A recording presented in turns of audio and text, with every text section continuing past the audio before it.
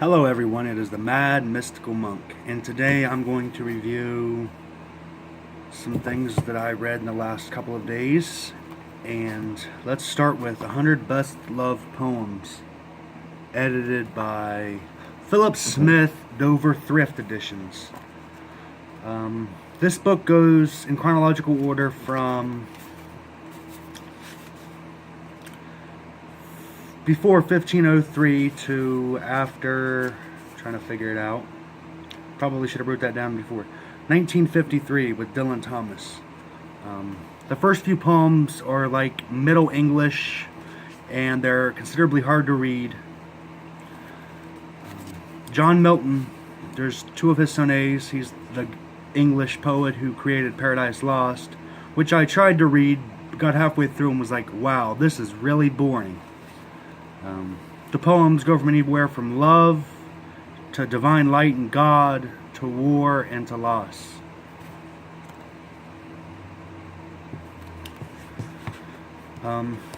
There are a few poems by William Blake, who, if anybody who has read Red Dragon by Thomas Harris knows precisely who he is. There's the poem The Lamb, The Sick Rose, The Tiger, London. Each poet has a small biographical paragraph with each of them. Here is a quote from Percy Bysshe Shelley's poem, The Skylark. Waking or asleep, thou of death must deem things more true and deep than when we mortals dream. Or how could thy notes flow in such a crystal stream? We look before and after and pine for what is not. Our sincerest laughter with some pain is fraught. Our sweetest songs are those that tell of saddest thought. Yet if we could scorn hate and pride and fear, if we were things born not to shed a tear, if know not thy joy we should come near, better than all measures of delightful sound, better than all measures that in books are found. Thy skill to poet were, thou scorner of the ground, teach me half the gladness that the brain must know. Such harmonious madness from my lips would flow. The world should listen then as I am listening now. There's also two of my favorite poems are in this book. There is The Children's Hour by Henry Longfellow, which I'm sure you could find it read on YouTube. It is called The Children's Hour. And there is also by Dylan Thomas, Do Not Go Gentle Into That Good Night, and I'm really sure you can find this on YouTube. It was like the poem dedicated to, I'm trying to think of the movie, but it was on a movie, so you'll find it.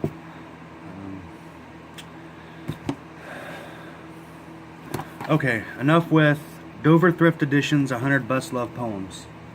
Interstellar was the movie. So, yeah. Simpson's Comics, Colossal Compendium,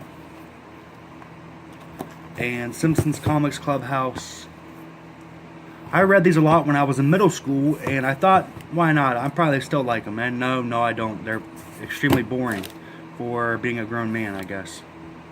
There were a few little laughs, but generally speaking, this is probably made for kids in middle school, because that's when I read most of them. These are newer ones that just recently came out.